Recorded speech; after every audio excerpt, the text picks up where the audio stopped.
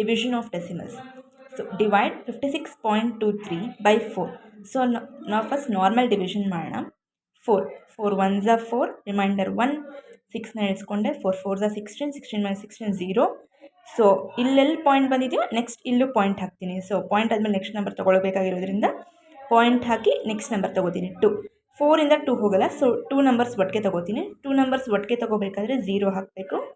So 23, 4 5s are 20, 23 minus 20 is 3. So quotient 14.05, remainder is 3. Next, divide 125.75 by 5. So 5 2s are 10, 12 minus 10 is 2. 5 ಇಳಿಸ್ಕೊಂಡೆ, 5 5s are 25, reminder 0. So point ಬಂತು, ಇಲ್ಲೂ point ಹಾಕ್ಕೊಂಡೆ, 7 ಇಳಿಸ್ಕೊಂಡೆ, 5 1s are 5, 7 minus 5 2, 5 ಇಳಿಸ್ಕೊಂಡೆ 25 ಆಯಿತು, 5 5s are 25 0. It's common as normal division. ಆದರೆ ಇಲ್ಲೆಲ್ಲಿ point ಬರುತ್ತೋ, ಪಾಯಿಂಟ್ ಆದಮೇಲೆ ನೆಕ್ಸ್ಟ್ ನಂಬರ್ ಇರುತ್ತೋ ಅಲ್ಲಿ ಆವಾಗ ಇಲ್ಲೂ ಪಾಯಿಂಟ್ ಹಾಕ್ಕೋಬೇಕು, ಅಷ್ಟೇ difference. Divide 1357.40 by 12. 12 1s are 12, 13 minus 12 is 1. 5 ಇಳಿಸ್ಕೊಂಡೆ, 12 1s are 12 again, reminder is 3. 7 ಇಳಿಸ್ಕೊಂಡೆ, 12 3s are 36, 37 minus 36 is 1. So point ಬಂತು, ಇಲ್ಲಿ ಪಾಯಿಂಟ್ ಹಾಕ್ಕೊಂಡೆ, 4 ಇಳಿಸ್ಕೊಂಡೆ, 12 1s are 12, 14 minus 12 is 2, 0 ಇಳಿಸ್ಕೊಂಡೆ, 20 ಆಯಿತು, 12 1s are 12, 20 minus 12 is 8.